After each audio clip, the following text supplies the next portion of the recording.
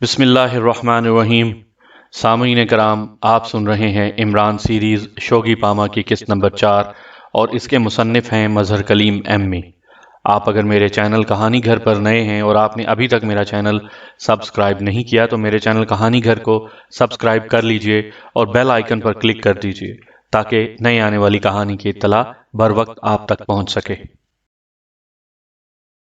اب عمران کے سامنے ریوالور پھینک دینے کے سوا کوئی چارہ نہ تھا، کیونکہ یہ شخص جولیا کی گردن صرف ایک جھٹکے میں توڑ سکتا تھا، اور اس سے یہ بعید نہ تھا کہ وہ اپنی دھمکی کو عملی جامہ بھی پہنا دے۔ اس لیے عمران نے ہر چا بادہ باد کے مقولے پر عمل کرتے ہوئے ریوالور نیچے پھینک دیا۔ عمران کے ریوالور نیچے گراتے ہی سر احمد علی نے فوراً جیب سے ریوالور نکال کر عمران کو کور کر لیا۔ عمران نے بغیر اس کے کہے ہاتھ اوپر کر لیے۔ بڑے سمجھدار ہو، سر احمد علی نے کہا۔ دوسرے شخص نے عمران کو ہاتھ اٹھاتے دیکھ کر جولیا کو بھی ایک جھٹکے سے پرے پھینک دیا اور خود جیب سے ریوالور نکال لیا۔ جولیا اس شخص سے علیحدہ ہو کر بڑی تیزی سے اپنی گردن مسل رہی تھی۔ اپنے ہاتھ اوپر اٹھاؤ لڑکی، اور جولیا نے ہاتھ اونچے کر لیے۔ تم ان کے ہاتھ باندھ لو، اس نے سر احمد علی کو حکم دیا، اور سر احمد علی عمران کی طرف بڑھے۔ وہ چکر کاٹ کر اس کی پشت کی طرف سے گیا۔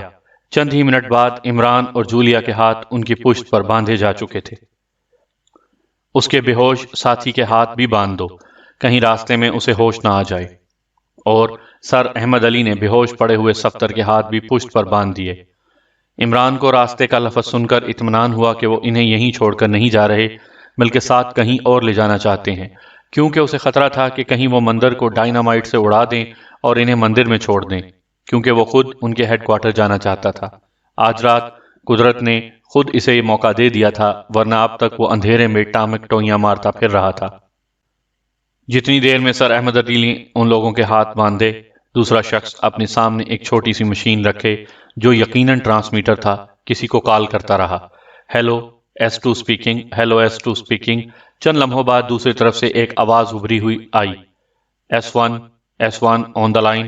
سر، میں S2 بول رہا ہوں۔ ہم نے دشمن کے 3 آدمی اڈا نمبر 4 پر گرفتار کر لیے ہیں۔ اوور۔ اڈا نمبر 4 پر وہ کیسے؟ سر، شاید S5 کا پیچھا کرتے ہوئے آئے ہیں۔ اوور۔ S2 نے سر احمد علی کو گھورتے ہوئے کہا۔ سر احمد علی کا چہرہ یہ الفاظ سن کر تاریک ہو گیا۔ S5 یہاں پر موجود ہے؟ اوور۔ یس سر۔ اوور۔ اسے سیٹ پر حاضر کرو۔ S2 کے اشارے پر سر احمد علی سیٹ کے سامنے پہنچ گیا۔ یس سر۔ S5 speaking. سر احمد علی نے کانپتے ہوئے کہا، کیا یہ لوگ تمہارا پیچھا کرتے ہوئے یہاں آئے ہیں؟ اوور۔ معلوم نہیں باس، ویسے میں نے اپنی طرف سے پوری احتیاط کی ہے، سر احمد علی نے پریشان لہجے میں کہا۔ اگر پوری طرح احتیاط کی ہوتی تو یہ یہاں کیسے پہنچتے؟ S1 کا لہجہ انتہائی بھیانک ہو گیا۔ سر احمد علی کے منہ سے الفاظ نہیں نکل رہے تھے۔ S2 کو سیٹ پر حاضر کرو۔ یس سر۔ S2 speaking. S2 نے مائک احمد علی سے لیتے ہوئے کہا۔ S2، تم اور S5 ان آدمیوں کو لے کر فوراً ہیڈ کوارٹر پہنچ جاؤ۔ میں کل ہی میجر آپریشن کر کے یہاں سے فارغ ہو جانا چاہتا ہوں۔ ہمیں پہلے ہی بہت دیر ہو گئی ہے۔ وین ابھی اڈا نمبر 4 پر پہنچ جاتی ہے۔ Okay sir. Over and all. Speaker سے آواز نکلنی بند ہو گئی اور سر احمد علی کے چہرے پر تازگی آ گئی۔ S5 ان تینوں کو اوپر کمرے میں لے جاؤ، میں ٹائم سیٹ کر کے آتا ہوں، چلو۔ سر احمد علی نے عمران اور جولیا سے مخاطب ہو کر کہا۔ ابھی عمران کوئی جواب ہی دینا چاہتا تھا کہ S2 نے ریوالور کا دستہ زور سے عمران کے سر پر دے مارا۔ دوسری ضرب سے عمران بے ہوش ہو چکا تھا۔ سر احمد علی نے یہی حربہ جولیا پر آزمایا اور چند ہی لمحوں بعد دونوں بے ہوش پڑے تھے۔ آج رات حاجی مظفر کی کوٹھی پر کیپٹن شکیل اور تنویر پہرا دے رہے تھے۔ تنویر کی رپورٹ پر X2 نے یہ انتظام کیا تھا۔ پہرا دیتے دوسری رات ہو گئی تھی، لیکن ابھی تک کوئی بات سامنے نہیں آئی تھی۔ کیپٹن شکیل کوٹھی کی پشت پر اور تنویر کوٹھی کے سامنے ایک سڑک پر پھٹی پرانی کمبل اوڑے فٹ پاتھ پر بیٹھا تھا۔ اس نے برس زدہ فقیر کا میک اپ کیا ہوا تھا اور تھوڑی دیر بعد سر کو اس طرح جھٹک رہا تھا جیسے کسی کی بات کا جواب دے رہا ہو۔ کیپٹن شکیل چست لباس میں ایک گھنے درخت پر چڑھ کر کوٹھی کے اندر نظریں ڈال رہا تھا۔ ہر طرف ایک بھیانک خاموشی چھائی ہوئی تھی۔ کیونکہ یہ کوٹھی شہر سے کافی دور واقع تھی، اس لیے سڑک تقریباً سنسان تھی۔ کبھی کبھار کوئی بھولی بھٹکی کار گرد اڑاتی ہوئی گزر جاتی۔ حاجی مظفر کی کوٹھی سے تقریباً 3 فرلانگ پر وزارت خارجہ کا دفتر واقع تھا، جہاں دن رات ملٹری کے نوجوان پہرا دیتے تھے۔ اچانک تنویر چونک پڑا کیونکہ سڑک پر ایک کار دور سے رینگتی ہوئی آ رہی تھی۔ تنویر نے سر کو زور زور سے جھٹکنا شروع کر دیا۔ کار آہستہ آہستہ تنویر کے پاس آ کر رک گئی۔ کار میں اندھیرا تھا، اس لیے تنویر کو معلوم نہ ہو سکا کہ اندر کتنے آدمی ہیں۔ یہ فقیر اس سنسان سڑک پر کیوں آ بیٹھا ہے؟ کار سے ایک بھاری آواز سنائی دی۔ فقیر جو ہوا، ایک اور آواز سنائی دی، اسے چیک تو کریں۔ اور پھر کار کا دروازہ کھول کر ایک آدمی باہر نکل آیا۔ بابا، اس نے تنویر سے مخاطب ہو کر کہا، لیکن تنویر نے جواب دینے کے بجائے سر کو اور بھی زور زور سے جھٹکنا شروع کر دیا۔ بابا بابا، اس آدمی نے اب زور سے پکارا۔ کیا ہے؟ تنویر نے اپنی سرخ سرخ آنکھیں کھول کر مخاطب کرنے والے کو دیکھا۔ اس نے نہ جانے کون سا سلوشن لگا رکھا تھا کہ اس کی آنکھیں اندھیرے میں بلی کی طرح چمک رہی تھیں۔ بابا، شہر جا کر ڈیرا لگاؤ، یہاں تمہیں کیا ملے گا؟ تو تمہارا خیال ہے کہ ہم یہاں کسی سے کچھ لینے کے لیے بیٹھے ہیں؟ تنویر کی آواز میں جلال تھا اور اس کے ماتھے پر لکیریں بننے اور مٹنے لگیں۔ تو جا بچہ جا، چلا جا، تم فقیروں کی رمزیں نہیں جانتے، کہیں تمہیں نقصان نہ ہو۔ اب تنویر کی آواز میں نرمی تھی اور پھر اس نے آنکھیں بند کر کے سر کو جھٹکنا شروع کر دیا۔ وہ آدمی چند لمحے تنویر کو دیکھتا رہا، پھر کار کی طرف مڑ گیا۔ کوئی فقیر ہی معلوم ہوتا ہے، اس آدمی نے کار کے پاس آ کر کہا۔ چلو اندر بیٹھو۔ وہی بھاری بھرکم آواز سنائی دی اور وہ آدمی کار کا دروازہ کھول کر اندر بیٹھ گیا۔ کار رینگتی ہوئی آگے بڑھ گئی اور پھر تھوڑی دور جا کر حاجی مظفر کی کوٹھی کے سامنے رک گئی۔ کار کے ہیڈ لیمپ 3 دفعہ جلے بجھے اور کوٹھی کا دروازہ کھل گیا۔ کار اندر چلی گئی اور پھاٹک بند ہو گیا۔ تنویر نے پھاٹک بند ہوتے ہی اپنے میلے سے بچھونے کے نیچے سے کلائی کی گھڑی نکالی جس میں ٹرانسمیٹر فٹ تھا اور کار کی رپورٹ کیپٹن شکیل کو دی۔ اس نے گھڑی پھر بچھونے کے نیچے رکھ دی۔ چند لمحے اسی طرح گزر گئے۔ اچانک تنویر چونک پڑا کیونکہ بچھونے کے نیچے سے ہلکی ہلکی سوں سوں کی آواز سنائی دے رہی تھی۔ تنویر نے پھرتی سے گھڑی بچھونے کے نیچے سے نکالی اور بٹن آن کر دیا۔ Hello hello, come on the line, seat سے X2 کی آواز ابھری۔ تنویر نے ہلکی آواز میں کہا، یس تنویر آن دا لائن، رپورٹ۔ اور تنویر نے کار والا سارا واقعہ X2 کو سنا دیا۔ اچھا، تم کیپٹن شکیل کو لے کر کوٹھی میں داخل ہو جاؤ، میں بھی وہاں آ رہا ہوں۔ میرے خیال میں آج مجرموں کے مقاصد کا ہمیں بخوبی علم ہو جائے گا۔ X2 نے تنویر کو حکم دیا۔ Okay sir. تنویر نے سیٹ بند کر کے دوبارہ کیپٹن شکیل کو کال کیا اور X2 کا حکم بتا دیا۔ کیپٹن شکیل نے اسے کوٹھی کی پشت پر آنے کے لیے کہا۔ تنویر نے اب گھڑی ہاتھ پر باندھ لی اور اسی لباس میں آہستہ آہستہ چلتا ہوا کوٹھی کی پشت پر چلا گیا۔ کیپٹن شکیل اسے کہیں بھی نظر نہیں آیا۔ وہ چند لمحے بغور ادھر ادھر دیکھتا رہا۔ دور ایک درخت سے کیپٹن شکیل نیچے اترتا ہوا نظر آیا۔ تنویر، ادھر آؤ، یہاں سے دیوار اونچی ہے، تم نیچے بیٹھو، میں تمہارے کاندھے پر سوار ہو کر دیوار پر چڑھ جاتا ہوں۔ تنویر نیچے بیٹھ گیا اور کیپٹن شکیل اس کے کاندھے پر پیر رکھ کر کھڑا ہو گیا۔ وہ آہستہ آہستہ اٹھا۔ اب کیپٹن شکیل کے ہاتھ دیوار تک پہنچ گئے۔ پھر کیپٹن شکیل اپنے بازوؤں پر زور دیتا ہوا دیوار پر چڑھ گیا۔ پھر اس نے نیچے بازو بڑھایا اور اس کی مدد سے تنویر بھی دیوار پر چڑھ گیا۔ پھر ہلکے سے 2 دھماکے ہوئے اور دونوں اندر جا پڑے۔ چند لمحے وہ دونوں وہیں ڈھیر رہے لیکن انہیں کوئی آہٹ سنائی نہیں دی۔ کوٹھی پر مکمل سکوت طاری تھا۔ وہ دونوں آہستہ آہستہ چلتے ہوئے پورٹیکو میں آئے۔ یہاں 0 پاور کا بلب روشن تھا جس کی مدھم روشنی ہو رہی تھی۔ وہ دونوں پنجوں کے بل چلتے ہوئے اندر داخل ہوئے۔ برآمدوں میں 3 کمروں کے دروازے تھے، 2 تو بند تھے لیکن ایک کمرے کے دروازے سے روشنی کی پتلی سی لکیر کی ہول سے باہر نکل رہی تھی۔ وہ دونوں اس طرف چلے گئے۔ کیپٹن شکیل نے کی ہول سے اندر جھانکا لیکن سامنے ایک پردہ تھا۔ کمرے سے ہلکی ہلکی باتوں کی آواز آ رہی تھی۔ تنویر ہاتھ میں ریوالور لیے ادھر ادھر دیکھ رہا۔ وہ پوری طرح چوکنا تھا۔ کیپٹن شکیل نے دروازے کو ہلکے سے دبایا تو اس میں ایک معمولی سی درز بن گئی۔ اب باتیں کچھ سمجھ میں آ رہی تھیں۔ اچانک کیپٹن شکیل اور تنویر چونک پڑے کیونکہ گیٹ کھلنے کی ہلکی سی آواز سنائی دی۔ شاید کوئی اندر آ رہا تھا۔ کیپٹن شکیل تیزی سے پیچھے ہٹ گیا۔ اس نے ادھر ادھر دیکھا لیکن چھپنے کے لیے کوئی جگہ نظر نہ آئی۔ ایک لمحے کے لیے وہ پریشان ہو گیا۔ پھر کیپٹن شکیل نے تنویر کا ہاتھ پکڑا اور دونوں آہستہ سے ساتھ والے کمرے کی طرف بڑھ گئے۔ کیپٹن شکیل نے دروازہ دبایا تو دروازہ کھلا ہوا تھا اور اندر اندھیرا تھا۔ دونوں دروازہ کھول کر اندر گھس گئے اور دروازہ دوبارہ بند کر دیا۔ گیٹ سے اندر آنے والی ایک وین تھی جو پورٹیکو میں کھڑی ہوئی کار کے پاس آ کر رک گئی اور سائے وین سے نیچے اترے۔ پھر انہوں نے وین کا پچھلا دروازہ کھول کر 2 آدمیوں کو اٹھایا اور کاندھے پر لاد لیا۔ کیپٹن شکیل جو دروازے کی جھری سے دیکھ رہا تھا سمجھ گیا کہ دونوں آدمی جو کاندھوں پر اٹھائے ہوئے ہیں وہ بے ہوش ہیں۔ اتنے میں وین سے تیسرا آدمی نکلا اور اس نے بھی وین سے ایک بنڈل اٹھایا اور کاندھے پر لاد کر اندر آنے لگا۔ جب وہ تینوں کیپٹن شکیل کے سامنے سے گزرے تو کیپٹن شکیل نے دیکھا کہ ان تینوں میں سے ایک عورت بھی کاندھے پر لدی ہوئی ہے۔ روشنی اتنی نہیں تھی کہ وہ ان کی شکلیں دیکھ سکتا۔ وہ تینوں اس کمرے کے دروازے پر جا کر رک گئے جہاں سے روشنی باہر آ رہی تھی۔ انہوں نے دروازہ کھولا اور تینوں اندر داخل ہو گئے۔ دروازہ دوبارہ بند ہو گیا۔ چند لمحے انتظار کرنے کے بعد کیپٹن شکیل اور تنویر دوبارہ باہر آ گئے۔ اب کیپٹن شکیل دوبارہ کی ہول سے اندر جھانک رہا تھا، لیکن اچانک وہ چونک پڑا جب برآمدہ اچانک تیز روشنی میں نہا گیا۔ ابھی وہ دونوں پوری طرح سنبھل بھی نہ پائے تھے کہ وہی دروازہ کھلا اور دو آدمی ہاتھوں میں ریوالور لیے سامنے آئے۔ پھر تو چاروں طرف سے آدمی ہی آدمی ابھل پڑے، ہر ایک کے ہاتھ میں ریوالور تھا۔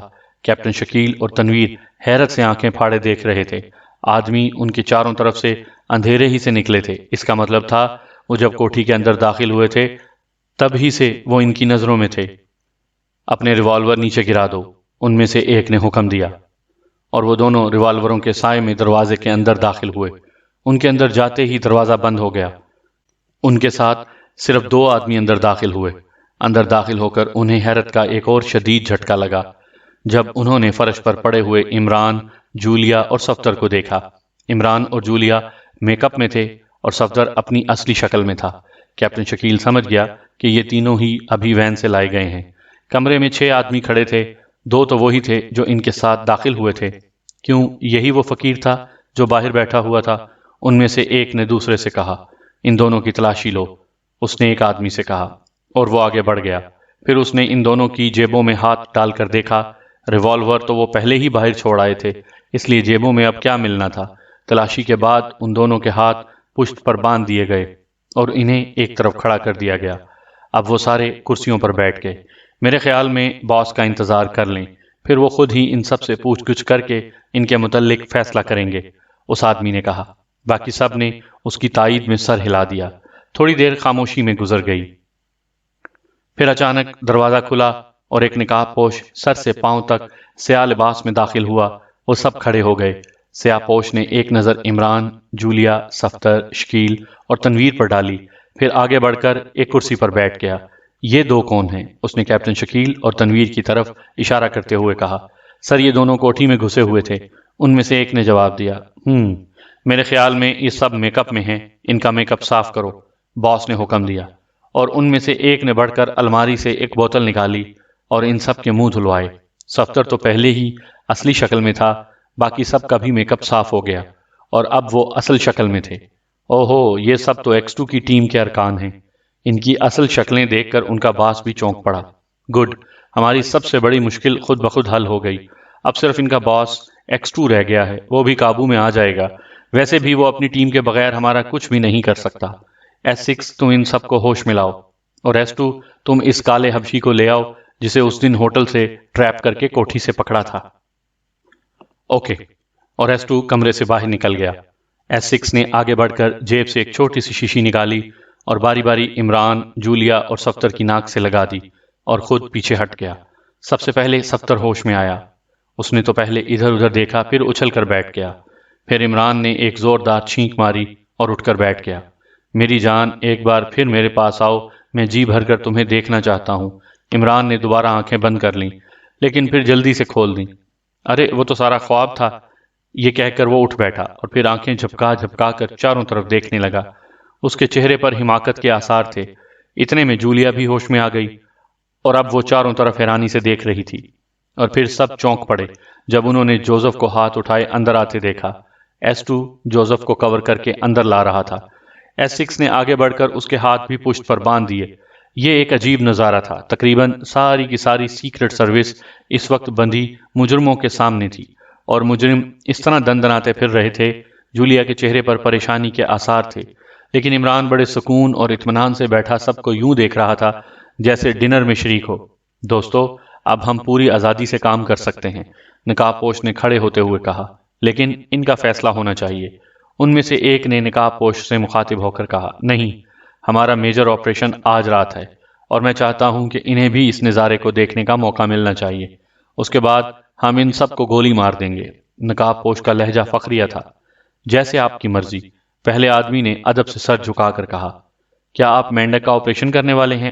عمران نے اچانک نقاب پوش سے مخاطب ہو کر کہا، ہاں، اگر تمہارے ملک کو مینڈک فرض کر لیا جائے، تو نقاب پوش نے مضحکہ خیز لہجے میں کہا، تم ہی شوگی پاما ہو؟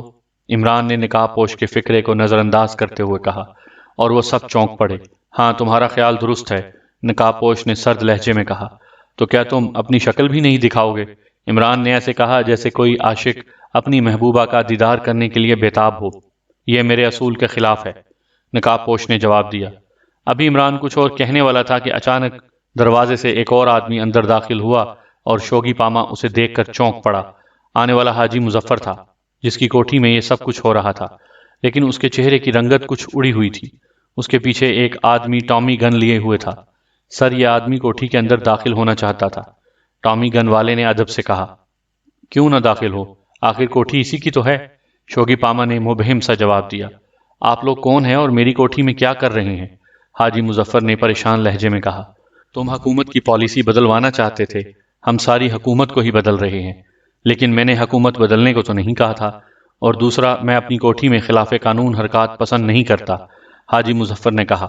ہم تمہاری پسند و ناپسند کے ٹھیکیدار تو نہیں ہیں، شوگی پاما نے خوفناک آواز میں کہا، لیکن آخر میری کوٹھی تم لوگوں نے کیوں پسند کی، یہ ہم تم سے بہتر جانتے ہیں۔ پھر شوگی پاما نے ایسٹو کی طرف کوئی اشارہ کیا اور اچانک ایسٹو نے جیب سے ریوالور نکال کر حاجی مظفر پر تان لیا۔ ٹامی گن والا ایک طرف ہٹ گیا۔ تم کیا کر رہے ہو؟ حاجی مظفر ایسٹو کی آنکھوں میں چمک دیکھ کر ڈر گیا، لیکن پھر پستول سے ایک شعلہ چمکا، ہلکی سی آواز آئی اور حاجی مظفر کے منہ سے ایک بھیانک چیخ نکلی اور وہ سینے پر ہاتھ رکھے وہیں ڈیر ہو گیا۔ چند لمحے اس کا جسم کرب کی حالت میں تڑپتا رہا، پھر ساکن ہو گیا۔ گولی عین دل پر لگی تھی۔ سامعین کرام، آپ یہ کہانی میرے چینل کہانی گھر پر سن رہے ہیں۔ آپ نے اگر میرا چینل سبسکرائب نہیں کیا تو میرا چینل کہانی گھر ابھی سبسکرائب کر لیجئے اور بیل آئیکن پر بھی کلک کر دیجئے تاکہ نئی آنے والی کہانی کی اطلاع بر وقت آپ تک پہنچ سکے۔ اپنے سامنے ایک آدمی کو یوں مرتا دیکھ کر صفدر کا چہرہ سرخ ہو گیا، لیکن اس کے ہاتھ پیچھے اتنے کس کر بندھے تھے کہ وہ مجبور تھا۔ لیکن عمران بڑی دلچسپی سے یہ تماشا دیکھ رہا تھا، جیسے بچے مداری کا تماشا دیکھتے ہوں۔ اس کی لاش اٹھا کر لے جاؤ، شوگی پاما نے ٹامی گن والے سے کہا، اور اس نے ٹامی گن دیوار کے ساتھ رکھی اور پھر وہ لاش اٹھا کر باہر نکل گیا۔ سارے ماحول پر ہیبت ناک خاموشی چھائی ہوئی تھی۔ ان سب کو ہال میں لے چلو، شوگی پاما نے ایسٹو کی طرف اشارہ کرتے ہوئے کہا، اور خود آگے بڑھ کر کمرے سے نکل گیا۔ ایسٹو اور اس کے ساتھیوں نے ریوالور جیبوں سے نکالے اور ان سب کو چلنے کا اشارہ کیا۔ سب خاموشی سے اٹھ کر ان کے آگے چل دیے۔ عمران اب خلاف معمول خاموش تھا، وہ کسی گہری سوچ میں گم تھا۔ اس کے چہرے پر بے پناہ سنجیدگی تھی۔ اس کمرے سے نکل کر وہ ایک برآمدے میں آئے اور وہاں سے ایک اور کمرے میں داخل ہو کر وہ سب ایک بہت بڑے ہال میں پہنچ گئے۔ یہ ہال ایک پوری لیبارٹری معلوم ہوتا تھا، ہر طرف مشینیں ہی مشینیں سیٹ تھیں۔ ان سب کو ایک کونے میں کھڑا کر دیا گیا۔ دو ٹامی گن بردار ان پر پہرا دینے لگے۔ وہ دونوں بے حد مستعد معلوم ہوتے تھے۔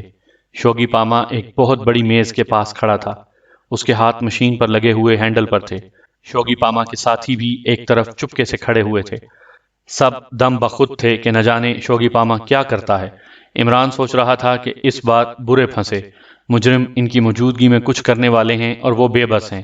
سب سے بڑا المیہ یہ کہ عمران اور سیکرٹ سروس کو ابھی تک یہ معلوم نہیں تھا کہ مجرم کیا کرنا چاہتے ہیں۔ عمران پہلی بار ایسی سچویشن میں تھا کہ مجرم اس کے سامنے ہیں اور ابھی تک ان کے جرم کا پتہ نہیں چل سکا۔ عمران سوچ رہا تھا کہ اب کچھ نہ کچھ کرنا چاہیے، ورنہ وہ یہیں کھڑے رہ جائیں گے اور مجرم اپنا کام کر گزریں گے۔ وہ ابھی سوچ ہی رہا تھا کہ شوگی پاما یکدم پیچھے مڑا اور ان سب سے مخاطب ہو کر بولا، تم دیکھ رہے ہو ہم نے کیا انتظام کر رکھا ہے، اور تمہیں ابھی تک معلوم نہیں کہ ہم کیا کرنا چاہتے ہیں۔ تمہارے ایکس 2 اور سیکرٹ سروس کی میں نے بہت تعریفیں سن رکھی تھیں، لیکن اب تم دیکھ رہے ہو کہ میں نے کیسے ایکس 2 کو شکست دی، اور جب میرا آپریشن کامیاب ہو گیا اور تم سب کی لاشیں اسے ملیں گی تو وہ سٹ پٹاتا رہ جائے گا۔ یہ کہہ کر اس نے مشین پر لگے ہوئے ایک سرخ رنگ کے بٹن کو دبایا۔ مشین پر لگی ہوئی بڑی سی سکرین روشن ہو گئی، اس پر سرخ سی لکیریں چمک رہی تھیں۔ شوگی پاما نے ہینڈل کو آہستہ آہستہ گھمانا شروع کر دیا اور سکرین صاف اور روشن ہو گئی، اور پھر عمران سمیت سب چونک پڑے جب انہوں نے سکرین پر صدر مملکت کو دیکھا جو کابینہ کے اجلاس کی صدارت کر رہے تھے۔ پھر آہستہ آہستہ فاصلہ سمٹتا چلا گیا۔ شوگی پاما نے ایک اور بٹن دبایا تو مشین کے ساتھ لگے ہوئے لاؤڈ سپیکر سے آواز نکلنی شروع ہو گئی۔ صدر مملکت کابینہ کے اجلاس سے خطاب کر رہے تھے اور ان کی آواز لاؤڈ سپیکر سے نشر ہو رہی تھی۔ عمران کے چہرے پر اضطراب کی لہریں دوڑنے لگیں، کیونکہ وہ اس اجلاس کی اہمیت جانتا تھا۔ اسے معلوم تھا کہ یہ اجلاس ایک غیر ملکی فوجی معاہدے کے بارے میں ہو رہا تھا، جس کی تفصیلات گرد دشمنوں کے ہاتھ میں پہنچ گئیں تو ملک کو شدید نقصان پہنچنے کا احتمال تھا۔ تم نے دیکھا ہے کہ تمہارے ملک کا کوئی راز میرے لیے راز نہیں، اور یہ سبز رنگ کا بٹن دیکھ رہے ہو، اس کو دبانے کی دیر ہے، یہ ساری عمارت ریزہ ریزہ ہو کر بکھر جائے گی۔ اور دیکھو، یہ کہہ کر شوگی پاما نے ہینڈل تیزی سے گھمانا شروع کیا۔ سکرین پر منظر بدلنے لگے۔ اب جو منظر سکرین پر ابھرا تھا، عمران اسے دیکھ کر چونک پڑا۔ یہ اس خفیہ لیبارٹری کا منظر تھا جہاں اس کے ملک کے سائنسدان ایک دوست ملک کے سائنسدانوں کے ساتھ مل کر ہائیڈروجن بم بنانے میں مشغول تھے۔ ہائیڈروجن بم تقریباً تیار تھا اور اب اس کا تجربہ کرنا باقی تھا، اور اس وقت اس کے تجربے کی تیاریاں ہو رہی تھیں، اور اس کی تباہی کا مطلب تھا کہ ملک کی تباہی۔ اب شوگی پاما کو روکنا عمران کے لیے انتہائی ضروری تھا۔ وہ سوچ رہا تھا کہ اگر شوگی پاما ایسے مقاصد لے کر اس ملک میں آیا تھا اور وہ اندھیرے میں ٹامک ٹوئیاں مارتا رہ گیا اور مجرم نے اپنا خوفناک چال پھیلا لیا، یہ پہلا مجرم تھا جس نے عمران کو شکست دی تھی، اور اس شکست کو اب بھی فتح میں تبدیل کیا جا سکتا تھا اگر شوگی پاما کو روک دیا جائے۔ لیکن عمران کے ذہن میں اس کا کوئی حل نہیں آ رہا تھا۔ دیکھا، تمہاری اس خفیہ ترین لیبارٹری کی تباہی اس سبز بٹن میں پوشیدہ ہے، اور دیکھو، شوگی پاما نے ہینڈل تیزی سے گھمانا شروع کیا۔ وہ سب کچھ ایسے کر رہا تھا جیسے کوئی مداری تماشا دکھا رہا ہو، لیکن ان سب کے سانس ان کے سینوں میں رکھے ہوئے تھے۔ انہیں معلوم تھا کہ اس تماشا کا مطلب خوفناک تباہی کے علاوہ اور کچھ نہیں۔ شوگی پاما تیزی سے اس خوفناک مشین کا ہینڈل گھما رہا تھا۔ سکرین پر منظر بدل رہے تھے۔ یہ وزارت خارجہ کے خفیہ ریکارڈ روم کا منظر تھا۔ اس میں ہر طرف بڑی بڑی الماریاں رکھی ہوئی تھی جن میں ملک کے اہم ترین راز بند تھے۔ تم دیکھ رہے ہو کہ تمہارے ملک کے اہم ترین راز میرے سامنے ہیں۔ اب تم سوچ رہے ہوگے کہ میں یہ راز کس طرح حاصل کروں گا۔ یہ میں ابھی بتا دوں گا، مجھے ایک اطلاع کا انتظار ہے، اس کے بعد تم سارا منظر اپنی آنکھوں سے دیکھ لو گے۔ شوگی پاما نے سرخ بٹن دبا دیا اور سکرین دوبارہ تاریک ہو گئی۔ شوگی پاما مشین سے ہٹ کر سامنے پڑی ہوئی کرسی پر بیٹھ گیا۔ ادھر عمران اور اس کے ساتھیوں کے چہرے تاریک ہو رہے تھے۔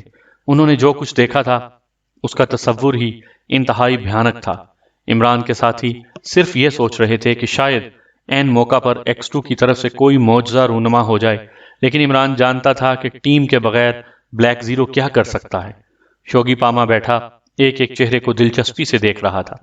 اب تمہیں سمجھ آ گئی ہوگی کہ میں نے حاجی مظفر کی کوٹھی کو کیوں چنا تھا۔ اس کی کوٹھی ان تینوں جگہوں کے درمیان ہے، اور یہاں سے میں اپنا وار انتہائی کامیابی سے کر سکتا ہوں۔ شوگی پاما انہیں سمجھا رہا تھا اور کامیاب ہونے کا مکمل یقین تھا، اس لیے وہ سب کچھ انہیں تفصیل سے بتا رہا تھا، اور بندے ہونے کی وجہ سے وہ اس وقت بے بس تھے۔ عمران سوچ رہا تھا کہ شوگی پاما کو کس اطلاع کا انتظار ہے۔ وہ ابھی سوچ ہی رہا تھا کہ اسے ساتھ کھڑے کیپٹن شکیل کی کوہنی پر اپنی کوہنی سے ٹکراتی ہوئی محسوس ہوئی۔ عمران نے فوراً اسے دیکھا تو کیپٹن شکیل نے آنکھیں بند کر لیں۔ اس کا چہرہ حسب معمول سپاٹ تھا۔ عمران کچھ بھی نہ سمجھ سکا۔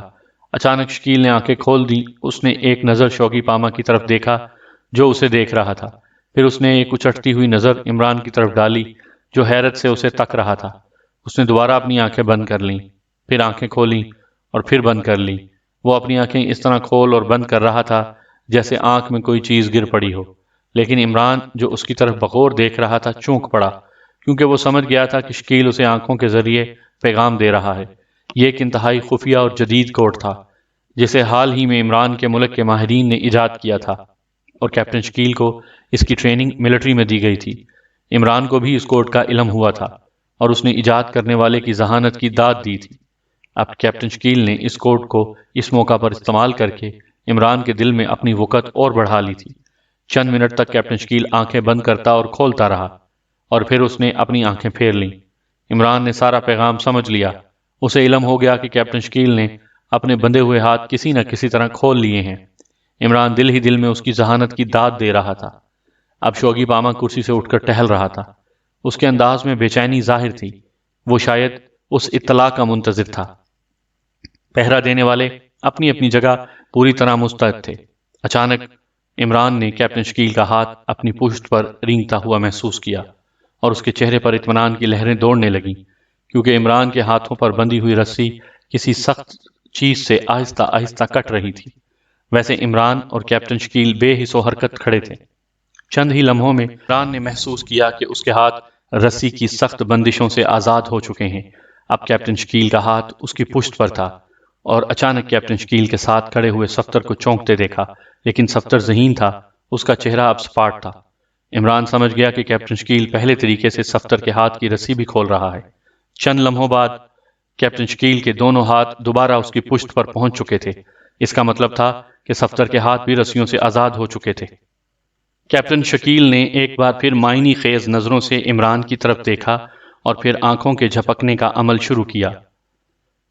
عمران اس پیغام کو بھی سمجھ گیا کہ کیپٹن شکیل اب آئندہ پروگرام کے متعلق پوچھ رہا ہے۔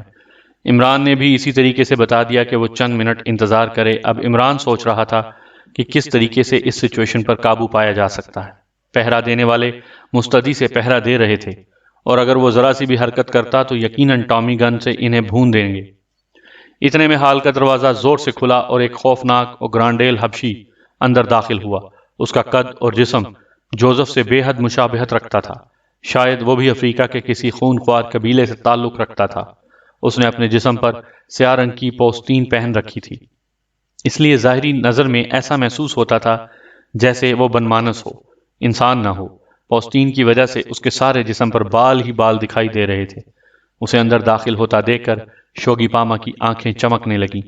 ڈگی کیا رہا؟ شوگی پاما نے اس سے مخاطب ہو کر کہا۔ سر، سب انتظام ہو گیا ہے، حبشی نے جس کا نام ڈگی تھا ادب سے سر جھکاتے ہوئے کہا۔ ہیلی کاپٹر چھت پر پہنچ چکا ہے، شوگی پاما نے بے چینی سے کہا۔ جی ہاں جناب، حبشی نے اسی لہجہ میں جواب دیا۔ کوئی مشکل تو درپیش نہیں آئے گی؟ ڈگی کا راستہ دنیا کی کوئی مشکل نہیں روک سکتی جناب، حبشی نے فخریہ لہجے میں کہا۔ اچھا ٹھیک ہے، شوگی پاما نے اس سے کہا، اور ہاں تم ہیلی کاپٹر پر جا کر بیٹھو اور اسے سٹارٹ رکھنا، ہم آدھے گھنٹے میں پہنچنے والے ہیں، شوگی پاما نے حبشی سے مخاطب ہو کر کہا۔ حبشی ادب سے سر جھکا کر واپس مڑ گیا۔ اس نے ایک نظر جوزف کو دیکھا، اس کی آنکھوں میں چمک لہرائی اور پھر دروازے سے باہر نکل گیا۔